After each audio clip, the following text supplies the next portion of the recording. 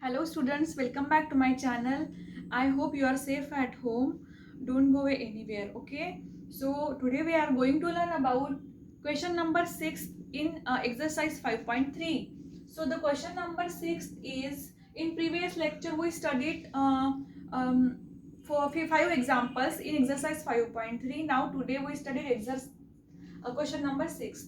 So the question number 6 is, determine whether A bar and B bar are orthogonal, parallel or neither. So the first example is A bar is equal to 9i plus 6j plus 15k and B bar is equal to 6i minus 4j minus 10k. Determine, we have to determine whether A bar and B bar are orthogonal, parallel or neither. So the orthogonal means first we see the what is mean by parallel.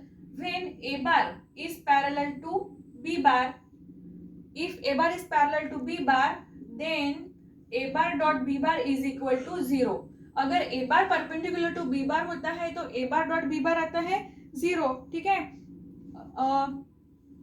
इसका मतलब A bar parallel to B bar है, A bar is perpendicular to B bar है. अगर A bar perpendicular to B bar होता है तो A bar dot B bar इसका dot product 0 आता है, और A is parallel to B bar अगर होता है then A bar is equal to K into B bar होता है. ठीक है, K क्या होता है? कांस्टेंट होता है. तो हमको ये देखना है कि पैरेलल है, ऑर्थोगोनल है या फिर नाइदर, मतलब कुछ भी नहीं है. ठीक है, तो सबसे पहला एग्जांपल सॉल्व करते हैं हम. यहाँ पे दिया हुआ है A bar equals to -9i plus 6j plus 15k, सबके ऊपर कैप है. ठीक है, कैप देना ना भूले. अब A bar जो है यहाँ से हम -3 अगर कॉमन निकालते हैं तो यहाँ पे क्या आएगा? 3 3 जा 9, मतलब यहाँ पे आएगा 3i. ठीक है, 3 2 जा 6, मतलब यहाँ पे आएगा -2j. 3 5 जा 15, सो -5k. ठीक है, ये हो गया A bar.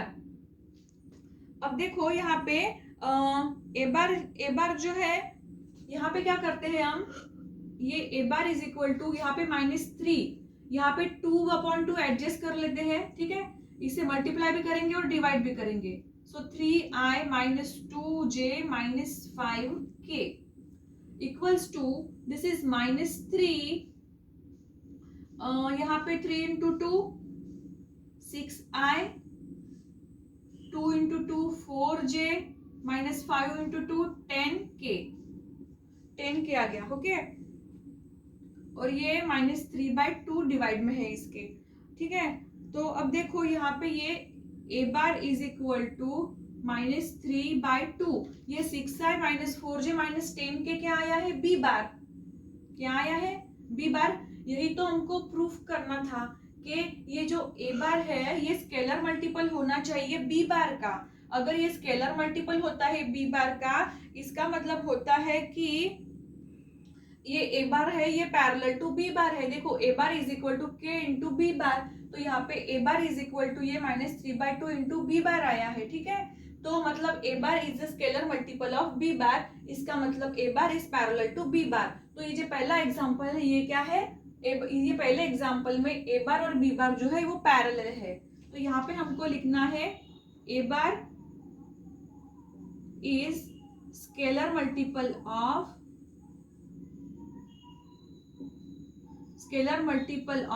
B bar, therefore A bar is parallel to B bar. ठीक है, ये था फर्स्ट एग्जांपल. अभी देखते हैं एग्जांपल नंबर सेकंड. अभी देखते हैं question number second, question number 6 में का. यहाँ पे दिया हुआ है A bar is equal to 2i plus 3j minus k, comma B bar is equal to 5i minus 2j plus 4k.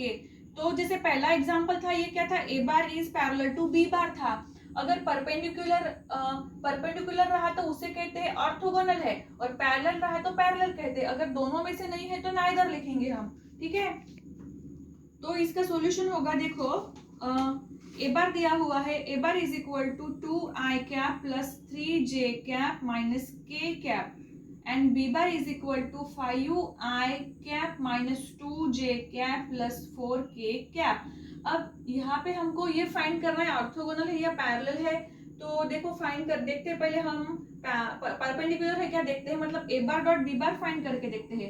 अब ये A bar dot B bar is equal to, A bar है 2i cap plus 3j cap minus k cap dot 5i cap minus 2j cap plus 4k cap. ठीक है, dot product कैसे find करते हैं, ये i के coefficient से, ये इधर के i के कोएफिशिएंट से मल्टीप्लाई करते हैं, plus 3 into minus 2 plus minus 1 into 4, तो ये क्या होगा 5 इंटू 2 10 माइनस 3 इंटू 2 6 और ये माइनस 4, तो ये क्या आ गया 10 minus minus 6 minus 4 minus 10, so 10 minus 10 0।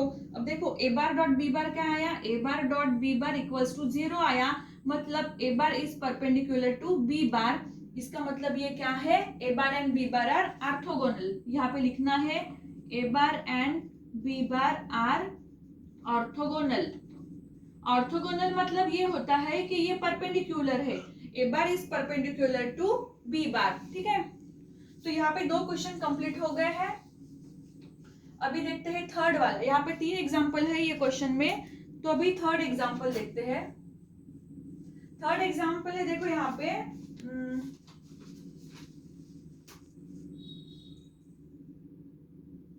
A bar is equal to minus 3/5i plus 1/2j plus 1/3k cap. ठीक है, ये है ए बार और बी बार है, B bar is equal to 5i plus 4j plus 3k। ठीक है, ये है थर्ड एग्जाम्पल। तो इसको सॉल्व करते हैं। अब इसका सॉल्यूशन देखो, सॉल्यूशन तो ये अभी ऑर्थोगोनल है, पैरेलल है या परपेंडिकुलर है, इसका भी डॉट प्रोडक्ट फाइंड करके देखते हैं। देखो A bar dot B bar equals to, A bar क्या है minus 3/5i cap plus 1/2j cap plus 1/3k cap dot 5i cap plus 4j cap plus 3k cap. ठीक है, अब i के कोएफिशिएंट को इसके i के कोएफिशिएंट से मल्टीप्लाई करना है, minus 3/5 into 5 plus 1/2 into 4 plus 1/3 into 3। अब देखो यहाँ पे ये 3 कैंसिल हो गए, 5 भी कैंसिल हो गए, 2 1 जा 2 2 2 जा 4, तो यहाँ पे ये होगा -3 प्लस 1 इंटू 2 2 और यहाँ पे क्या है प्लस 1। अब -3 2 प्लस 1 3 -3 प्लस 3 क्या हो गया 0, मतलब ए bar dot B bar is equal to 0। इसका मतलब ए बार इज परपेंडिकुलर टू क्या है, बी बार है। So a bar and B bar क्या हो गए, ऑर्थोगोनल हो गए। क्या हो गए, orthogonal. A bar and B bar are orthogonal, क्योंकि a bar is perpendicular to B bar है। तो ये हो गया, थर्ड भी कंप्लीट हो गया। अभी फोर्थ क्वेश्चन देखते हैं, लास्ट वाला। देखो लास्ट वाला फोर्थ क्वेश्चन है, ए bar is equal to 4i minus j plus 6k and B bar is equal to 5i minus 2j plus 4k। ठीक है, तो इसको सॉल्व करना है अभी हमको फोर्थ क्वेश्चन को। तो ये होगा a bar dot B bar, a bar dot B bar is equal to 4i minus j plus 6k। ठीक है, cap cap cap dot B bar is 5i minus 2j plus 4k। अगर A bar dot B bar 0 नहीं आ रहा है तो वो क्या होगा कि ऑर्थोगोनल भी नहीं होगा, पैरेलल भी नहीं होगा, वो नाइदर होगा। ठीक है, तो ये होगा 4 into 5 plus -1 into -2 plus 6 into 4 20 plus 2 plus 24 क्या हो गया 20 प्लस 24 44 प्लस 2 46। तो इसकी वैल्यू क्या आई है 46 आई है। मतलब ए bar dot B bar, a bar dot B bar which is not equal to 0। 0 है क्या? ये नहीं है। इसका मतलब ए bar and B bar are not orthogonal, orthogonal नहीं है। A bar and B bar are not orthogonal. Also by observation we can say that, यहाँ पे लिख रही हूँ, also by observation, also by observation we can say that A bar is not scalar multiple of B bar.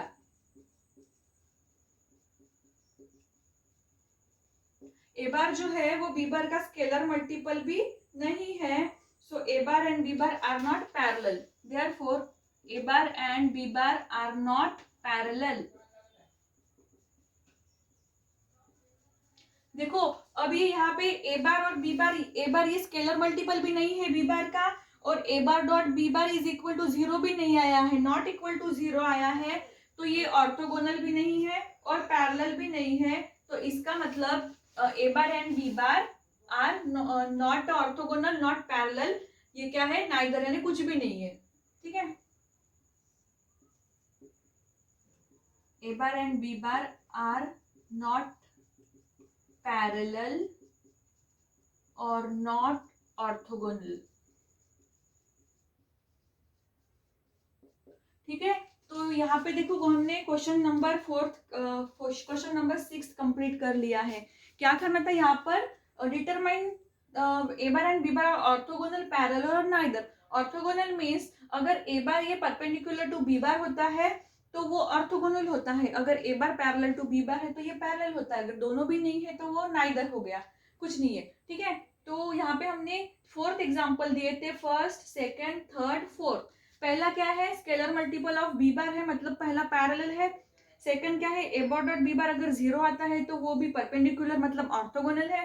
Third भी ए bar dot B bar 0 आया है तो ये भी ऑर्थोगोनल है, मतलब परपेंडिकुलर है। और फोर्थ वाला क्या है? ना ये पैरेलल है ना ऑर्थोगोनल है, क्योंकि ये ए का स्केलर मल्टीपल नहीं है बी बार का, ए स्केलर मल्टीपल नहीं है बी बार का, और a bar dot B bar which is not equal to 0 आया है। तो इसका मतलब ये ऑर्थोगोनल भी नहीं है, पैरेलल भी नहीं है। तो ये था क्वेश्चन नंबर 6 एक्सरसाइज 5.3 में का। I hope you understand this question. अभी नेक्स्ट क्वेश्चन देखते हैं। अभी देखते हैं क्वेश्चन नंबर 7 एक्सरसाइज 5.3 में का। ये है find the angle P of the triangle whose vertices are. P Q R के वर्टाइसेस दिए हुए हैं। सबसे पहले इसके लिए हमको ट्रायंगल ड्रॉ करना पड़ेगा, ठीक है, ताकि समझने के लिए। ये ट्रायंगल है P Q R, इसके वर्टाइसेस दिए हुए हैं 0, -1, 2 और Q है 3, 1, 4 एंड R है 5, 7, 1। R है 5, 7, 1। ठीक है, तो क्या फाइंड करना है? Find the angle of P of the triangle. मतलब ये समझो ये Q है, ठीक है, तो यहाँ पे एंगल P फाइंड करना है हमको। तो देखो सॉल्यूशन देखते हैं। P के वर्टाइसेस क्या दिए हुए हैं? 0, 0, -1, 2। ओके, Q के वर्टाइसेस दिए हुए हैं 3, 1, 4 और R के वर्टाइसेस दिए हुए हैं 5, 7, 1। ठीक है, तो अब ये P बार क्या होगा? पोजीशन वेक्टर 0, इसको IJK के फॉर्म में लिखना है तो 0 का नहीं लिखना पड़ता, तो ये होगा -j + 2k। ठीक है, Q bar is equal to 3i + j + 4k और R बार इज इक्वल, देखो इसके पोजीशन वेक्टर स्मॉल में लिखते हैं, ये कैपिटल P दिया हुआ है तो ये स्मॉल PQR लिखना पड़ता है। Small r is equal to 5i + 7j + k। ठीक है, हो गया। अभी हमको करना क्या है? PQ बार डॉट PR बार, PQ बार डॉट PR बार, मतलब ये PQ बार और ये PR बार, इसका डॉट प्रोडक्ट निकालना पड़ेगा हमको। तो उसके लिए हमको क्या करना पड़ेगा, सबसे पहले पी क्यू बार फाइंड करनी है। पी क्यू बार क्या होगा, Q bar minus R bar equal to, अब क्यू बार क्या है 3i plus J plus 4k minus R bar is 5i plus 7j plus k। अब क्यू में से आर को माइनस करना है, तो 3i में से 5i गए तो कितना आएगा माइनस, पी क्यू बार फाइंड कर रहे हैं हम, है ना। तो पी क्यू, देखो पी क्यू बार सही लिखा मैंने, क्यू बार क्या है ये, और पी बार जो है ये क्या है माइनस जे प्लस 2k है, ठीक है। तो ये होगा 3i प्लस जे plus 4k minus minus plus j minus 2k, ठीक है। ये होगा माइनस 2k, नहीं ये दोनों भी प्लस हो जाएंगे, ये माइनस और ये तो प्लस ही है ना, प्लस ही है।